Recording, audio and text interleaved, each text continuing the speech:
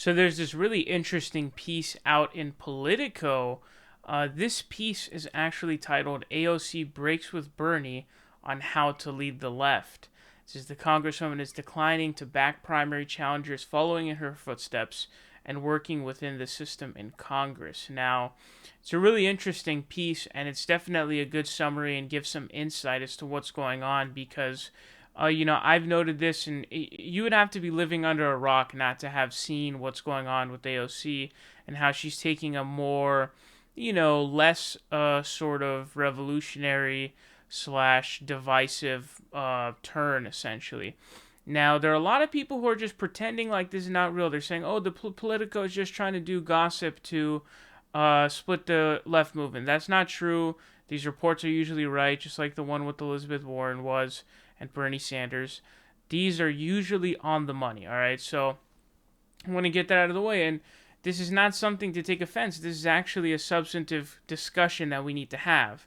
And so to pretend like this is just a smear is to totally disagree with all of the facts of the situation that we have been seeing with AOC. But it really does deserve quite a look because we find ourselves in an interesting situation at this point with Bernie Sanders. He's down like 25 points in polls, so it doesn't look like he's going to be able to come back. And so we need to do some critical reflection and sort of figure out what went wrong and what we can do next time around, reassess strategies. That's what you always have to do. You got to reflect afterwards, right? That's what you have to do. Now, this article starts out, Cori Bush talking about how AOC had endorsed Cori Bush back in 2018, but she's running again, and it looks like AOC has not yet endorsed Cori Bush just yet, even though her race is not here for a while, and so they use this as an example. I'm not really sure if that's a good example, but it says of the half dozen incumbent primary challengers, Justice Democrats is backing the cycle. AOC has just endorsed two. That was Cisneros and Marie Newman. Now, Marie Newman won, which is awesome. Jessica Cisneros, I'm going to keep repeating this over and over again. AOC and Bernie Sanders failed us on Jessica Cisneros because Jessica had invited them both to come in for a campaign rally. She performed very well. She came in within a couple of percentage points, and that easily could have been swung by Bernie coming or AOC coming. Now, AOC has no excuse. She wasn't running for president. She could have came to do at least one campaign event. But even if you want to say Bernie's running for president, if you don't value a House seat enough to go out for one campaign rally, well, then how are you going to get anything done when you're president of the United States? It makes me question your values at that point and what you value.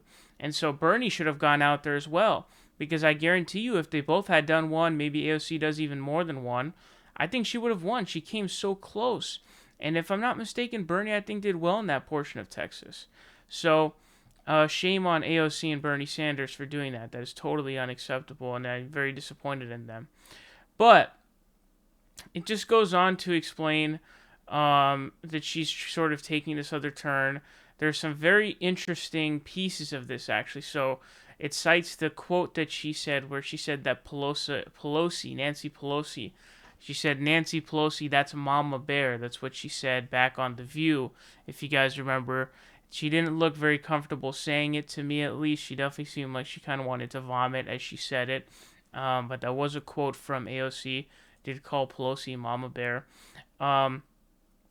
They cite how she chided Biden supporters for online harassment and said that Sanders and some of his allies are too conflict-based. That had to do with Elizabeth Warren and that whole thing with all the snake emojis and stuff like that. And then it cites Carville and Tandon, which is very weird. It has some quotes, I guess, where they're praising her, which is a little bit worrisome. Definitely not a good look. But here it goes on to get to some very interesting stuff. The Justice Democrats are defending her, while Khalid Shahid says, I can't think of an elected politician who's doing more to support primary challengers in the new generation of progressive leadership in the Democratic Party than her. But this is where the real deets come in, the real stuff. Now, there's something that I was actually thinking about recently, which is what happened to Shoykat Chakrabarti. Now, he was the campaign manager. He was like the head of the campaign. He was sort of the brains of the AOC campaign. He was high. And, they ended up winning. And so he was causing a lot of beefs in the Democratic Party. I remember he sent out a tweet saying, like, we need to primary these folks, and that referring to Democrats. Democrats got clutched their pearls and got really angry, obviously. So, something I was thinking about recently, I was like, where's Shortcut? Where is he? And he just kind of disappeared. I had known that, they had parted ways, but still I was wondering where he was. And so it points out that he had parted ways, and also that the communications director, Corbin Trent, has been just left. They have been let go. He was let go earlier this month. So it says some associates of AOC thought Trent was hurting her by calling for tactics they felt were politically foolhardy. One ally recalled Trent wanted Ocasio-Cortez to go beyond, quote, Medicare for all and embrace a fully nationalized healthcare system like the United Kingdom's in an attempt to further stretch the boundaries of the debate. Now, this is a bad idea, all right? I'm not saying the idea of an NHS of the U.S. is a bad idea. I'm not against an NHS at all. In fact, I think it's a pretty good system. But I think that you've already made your bed. We've already decided on Medicare for all. And more importantly, we've already won in terms of convincing people to support Medicare for all. So once you've already determined a system, because the NHS and M4A are different systems. M4A keeps private hospitals while having insurance public, whereas NHS says, no, we're having public hospitals. The government's going to own all the hospitals and run the hospitals. So they're two different systems. And so if you've already decided and sort of put all of your resources into M4A, how are you going to just switch? And then you say, oh, well, it's just to push the boundaries of the debate. There's a diminishing law of returns that comes with that, or I don't even know if that's the right term, but it would just be, I don't think it would help anything, especially because then it's going to be, going to get really confused. The Republicans are going to start harping on that, and saying, oh, the government takeover, because that is a government takeover of healthcare, right? So it's different. So, and I'm not saying that's a bad thing, but that's a really, really stupid idea. So I kind of understand why they got rid of this guy, because what a dumb idea that is. What a waste of time that is. It says Trent's defenders in progressive world believe his willingness to make enemies and indifference to what Pelosi thought helped push ideas like the Green New Deal into the mainstream. Trent, who is working on Sanders' presidential campaign, declined to comment. And so now it gets interesting. All right, there's some interesting hires here. It says the hiring of Hitt as Trent's replacement speaks to Ocasio-Cortez's new approach. An experienced operative, Hitt has worked for more moderate Democrats like Governor John Hickenlooper and Representative Beto O'Rourke during their recent presidential bids, as well as left-wing candidates such as former New York gubernatorial contender Cynthia Nixon. Hitt said in a statement that, quote, there's a lot of staff from the campaign that has stayed, including her deputy district director, her policy director on the campaign, and her field director on the campaign, as well as several junior members of the staff. And then it says the AOC replaced Chakrabarti with legislative director Ariel Ekblad, who joined her office in January 2019 after working for Senator Kamala Harris. So that's out of all this stuff, that's probably the biggest red flag for me, is that, hiring somebody from Kamala Harris's campaign.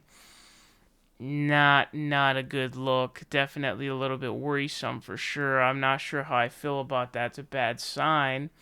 Shoykot praised her, so that's a good sign. That means that they probably left on good terms. They probably had left on good terms, so I guess that's a sign that he agrees with what's going on. So this is really interesting. So what AOC is basically trying to do here, AOC, she wants to take a more a less divisive approach than she previously did, right? Remember all the fights that she was picking with Nancy Pelosi and all that stuff? The Green New Dream, and they were dissing each other with like little pot shots and all that stuff. She's toned that back. That's not her goal anymore. She calls her mama bear, and then she's sort of taking this stance where she's not compromising her her values and her principles and positions. Hopefully, not yet. Although she did publicly say that she would compromise in a deadlock situation for, public option, which is not a good sign either. But so far, she has not compromised her values, positions, or principles. But it's an interesting idea. So what she wants to do is she wants to make amends with Warren supporters to unite with the Warren supporters. And then in addition to that, She also wants to be more nicer to the corporate Democrats, to basically be able to be more friendly and more connected, is essentially what she wants to do, which is an interesting strategy. And I've been critical of this, but I didn't really see where she was going with this. And so, as vomit inducing it is to see her, say, oh, this is legendary, in response to the video of Kate McKinnon and Elizabeth Warren doing the meme where they switch it up while Bernie Sanders and Joe Biden are facing off against each other. It's vomit inducing for sure, but maybe she's onto something, right? So you guys know the quote that insanity is doing the same thing over and over again and expecting different results. So when I read that BuzzFeed really good, in-depth, behind-the-scenes report of the Bernie Sanders campaign and when it was that he started losing and what it was like and what his reaction was like, they had a little snippet in there from one of the guys. I don't know if it was the campaign manager or it was one of the top guys in the Bernie Sanders campaign last time around, who basically told Bernie, he said, you have 42%. Listen, next time around, just right now, make some inroads, make some buddies at the CBC, the Congressional Black Caucus, make some inroads with these people, and then in 2020 and 4 years from now, you can win. You can have 50. You can go over. And he says that basically that's not Bernie's thing. Bernie doesn't really do that, and so he didn't end up doing that, right? He didn't even try to, talk to Jim Clyburn about the endorsement. Now, I know what you're going to say. Oh, well, Jim Clyburn would never endorse him. I somewhat agree with that. But what matters is you can get other CBC members, and it's also like this sort of wave process. But also, you can get him maybe to not endorse Biden at all. And we know that how massive these people's endorsements mean. I mean, Democratic voters, for the most part, seem to vote based on these endorsements. Like 40% of South Carolinians, I think it was, said that the Jim Clyburn endorsement was big for them. Black folks look to black leadership as to who to vote for. And when black leadership is saying vote for Biden, that's what they're going to end up doing. So if Bernie's not going to do that and then you end up losing, it's like, hold on a second, maybe this strategy isn't working. And so you might say, oh, well, Bernie didn't go scorched earth enough, because what Bernie does is he'll call out the corporate establishment, but he doesn't really beef with Chuck Schumer or Nancy Pelosi. He pretty rarely beefs with any of those people, but he certainly calls out the Democratic establishment, and then he's sort of not really into making any inroads. And so what it looks like to me is AOC, and I should say first, that some of you guys are going to say, oh, well, he didn't go scorched earth enough on this issue or in this campaign. But my thing is like this. You're talking about winning a Democratic primary. A lot of these states' independents can't even vote. How do you expect to pull the Dem electorate by basically just going harder on Joe Biden? That's not going to work. You're not going to gain any Democratic votes doing that. So I don't really agree with you there. What I think is the Democratic primary is heavily influenced by party membership or, legislators and party figures' endorsements. So you've got to pull some of those people, and if you can't pull them into your corner, you can at least create relationships to where maybe they won't endorse your opponents. And so that's the strategy that AOC is taking here. And I have to tell you guys, the Bernie Sanders strategy currently has not worked. He's run twice for president now. The first one was heavily rigged, so it's hard to use that, to really count it for anything, obviously. The second one wasn't rigged, so, you can't really use that this time around.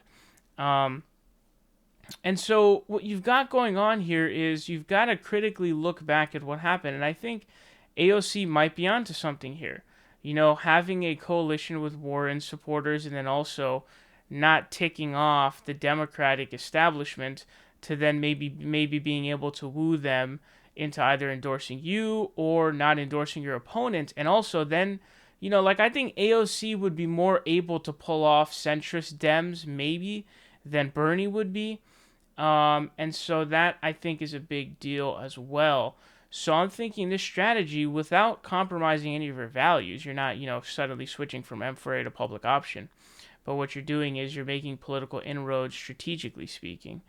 Strategy you can sort of do however you want, but the values are where you can't compromise. And so as long as you don't compromise your values, strategy is not, you use strategy to be able to get to win. And so I think that AOC might be onto something here. So she's having a shift.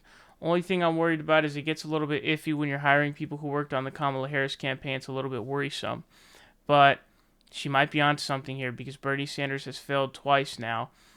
He had a golden opportunity the second time around. Didn't even try to court Jim Clyburn for an endorsement. I mean, this is like rookie mistakes. It's pretty embarrassing, honestly, that he did that. And so AOC seems to look at that, and I guess she takes a different strategy, which it might, it might be the way to go. We certainly can't keep doing the same thing over again, can we? How many times can we keep doing the same, revolution and screw the Democrats and let's not try to do any of the, courting and all this stuff? It doesn't work. And so I think AOC might be onto something here. And so we'll just have to see where this goes from here, but we might have to implement this AOC strategy at this point.